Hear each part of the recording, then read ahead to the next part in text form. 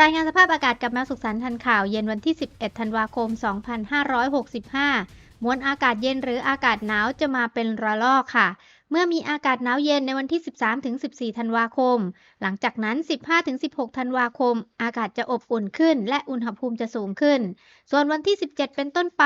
มวลอากาศเย็นจะแผ่ลงมาปกคลุมจนถึงภาคใต้ตอนบน สภาพอากาศของประเทศไทยจึงมีอากาศหนาวหนักในวันที่ 17 ธันวาคมเป็นต้นไป